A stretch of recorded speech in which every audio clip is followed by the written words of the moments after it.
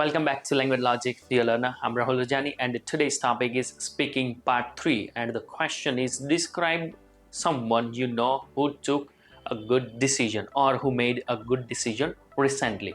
We saw the story. If you haven't seen that story, then don't worry, I have given the link at the end of the video. Check that out. Now we're going to explore the question answers of part 3, right? So let's go.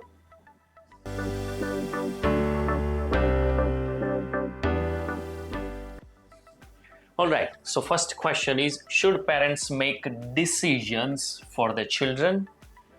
It's on various factors, including the child's age, maturity level, and the nature of the decision.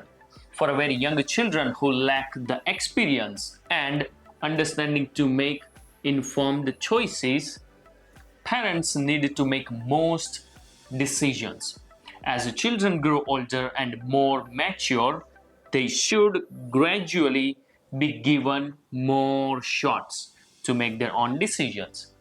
Decisions related to personal preferences such as clothing, hobbies, and extracurricular activities can often be made by children with guidance from parents. Alright? Okay, so next question of ours would be this. Do you think parents are the best people to make decisions about their children's education? Definitely they are. Parents often have a deep understanding of their child's personality, strengths, weaknesses, and interests. This knowledge can help them choose educational paths that align with their child's needs. Though I'd like to think that a collaborative approach that involves parents, teachers, and educational professionals can lead to more well-rounded and informed decisions. Alright? Okay, so next question of ours is third. At what age do you think can children be allowed to make decisions by themselves? To the very first place, child's maturity, the type of decision, and the context in which the decision is being made should be taken into consideration. Afterwards, they should provide options that are appropriate and manageable, guiding children through the decision-making process. For instance, from what to wear, select to read a book, to setting academic goals and making purchases with their own money. This transition should be according to age, right? Of course. Okay, so our fourth question is, why do most children find it difficult to make good decisions? This happens for several reasons. Children often act on impulse rather than careful consideration. Their decision making is more likely to be driven by immediate desires rather than long-term benefits. Or they might feel pressured by the expectations of parents, teachers, and peers, making them unsure of their own preferences and decisions. It is called peer pressure, you can say. Alright, so the next question, fifth, is, should parents interfere in children's decision making, provided that it's paramount, or else they should be given freedom to decide as per their wisdom?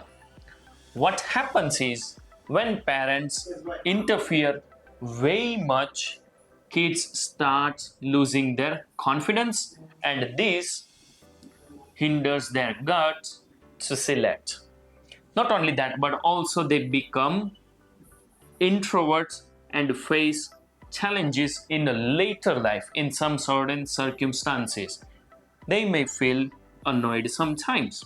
This happens when they are interfered most of the time by their parents or their friends. Sixth question is, how should parents help their children make decisions. Numerous strategies can be employed. It starts with a small task, namely choosing outfits or picking a snack. As children grow older, gradually introduce more complex decisions such as how to spend their allowance or which extracurricular activities to pursue. By teaching children to evaluate options, consider consequences, and reflect on the choices can empower them to make confident decisions throughout their lives. Right? This must be done if we want to empower children's decisions. So next question of ours is, should children make decisions on their own? It's like I said previously. Once they start showing maturity as per task, they should be emboldened to carry on making decisions. They might make bad choices at first, but they will learn from it on their own if they find what they did wrong, or when they fail to decide correctly. Support is the one thing parents must give. This process takes time, and parents need to show faith in them that they can do it. Alright, this is what the children need. If parents have shown the faith in them, they will win the world. Okay, next question. Do parents in your country take decisions for their children? In India, yes, it was the case. From what I observed, I'd say that in yesteryears, kids didn't have much liberty to make their own, which now, to large extent, is vice versa. They are spoiled at the very young age, granting their wishes every time. As they grow older, they feel more and more privileged to decide what's best for their interest, ignoring parents to even consider as their guide, thinking they are too old for them to ask for advice. All the same, in myriad families, the power of taking decision is in elders' hands. Means the power to decide what is going to happen or what will they do is in elder people's hand, right? In most joint family. Okay, next question we have is, do you think it's advisable listening to others' advice when making decisions? I'd recommend it for these increases the likelihood of getting something essential we might need, giving us more reasons to be precise. But I warn you, this can go either positive or negative. When needed to listen to others, few things must be taken into consideration, including what kind of advice is necessary, other person's wisdom regarding to your decision, or how well you're familiar with them, etc. These are the things that must be taken into consideration, or we should consider when we want to take advice of others, right? Okay, next question I don't think we have. All right, that was it for today. If you will find this video helpful, then you must use the highlighted words as I did in this story in your real speaking test or when you are practicing of speaking, right? So I'm confident and I believe that you will use these words whenever it's suitable to you. So see you in the next video of speaking part 2 of another story. Till then, bye bye.